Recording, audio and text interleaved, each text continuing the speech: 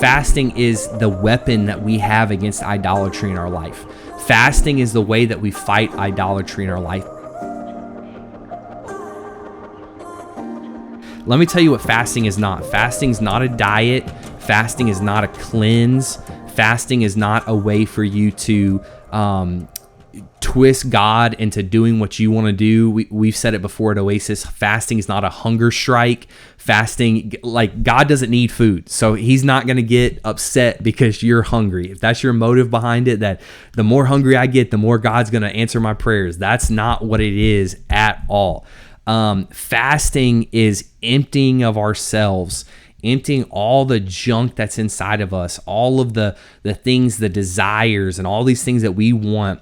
It's forcing our bodies, forcing our mind to realize that, hey, you are not in control. My human desires, my bodily desires are not in control.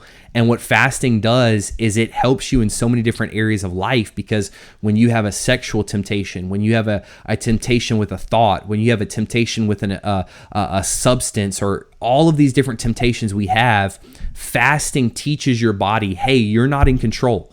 You are not, my fleshly desires, my human desires are not in control. The Spirit's in control of my body.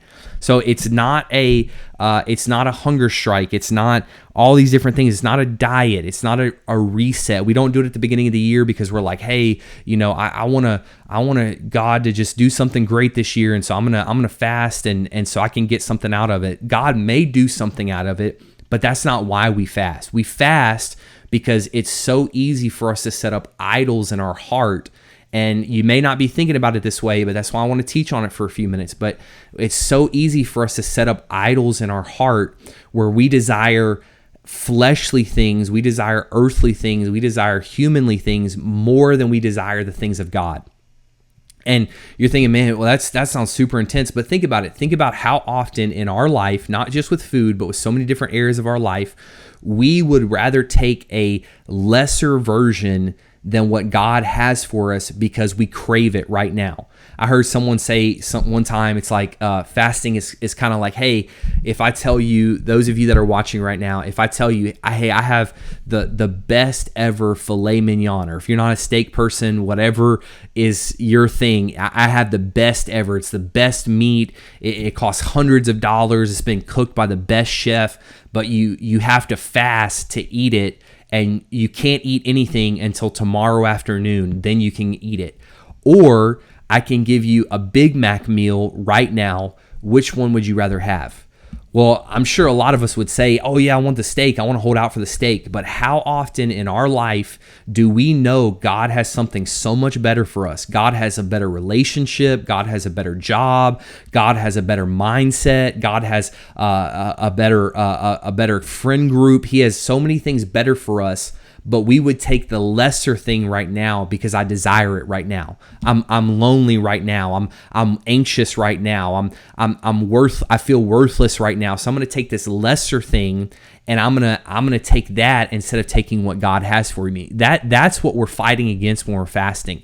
We're not fighting against you trying to lose some weight, or you trying to cleanse your body of toxins. That's not what this is about. This is about a very practical, literal thing. That's not a theory. It's not something that we talk about, but it's a practical thing where it says, hey, I'm going to forgo the immediate pleasure. I'm going to forgo getting what I want right now because I'd much rather have what God has for me in the future than what I can get right now.